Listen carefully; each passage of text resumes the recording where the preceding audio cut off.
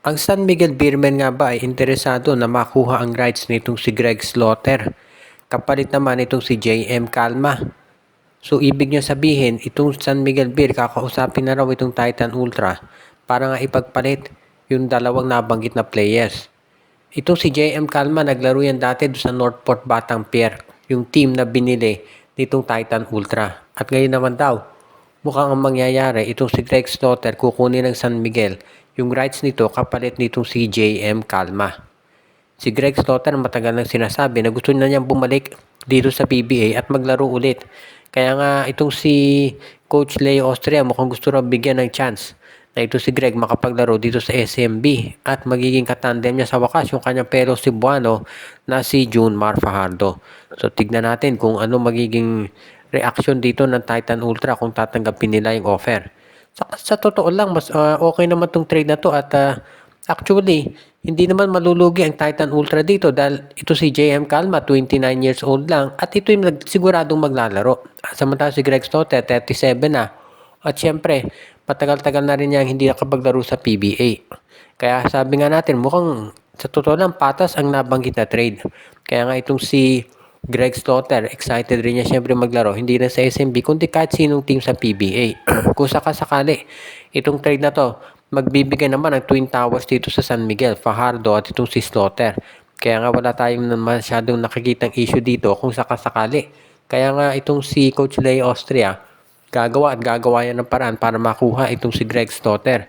At kung ito yung mangyayari, sa tingin ko itong San Miguel Beer, makatotohanan na yung kanilang maging tsansa na maka-Grand Slam para dito sa darating o dito sa ongoing na season. Since sila nanalo sa Philippine Cup, sila ang may tsansa ngayon na maka-Grand Slam dito. Ito namang Rain or Shine Elasto Painters daw ay gustong bawasan yung mga guards na nasa roster nila. Kung inyo magugulita, nung mga nakaraan linggo, ang dami nilang sinign up ng mga rookies at free agents. So, kailangan nila na bawasan naman yung ibang players dito sa kanilang lineup. Ngayon, itong si Coach Cheng Yao, alam natin, matinik yan pagdating dito sa pagkuha ng mga players. So, yung kanyang mga binigyan ng kontrata, hindi yan basta-basta. Talagang gagamitin niya yan. Ngayon, ang magiging question dito, kung sino naman kaya doon sa mga players dito sa Rain or Shine ang kanyang aalisin. Either gagawin bang free agent or ite-trade sa ibang koponan.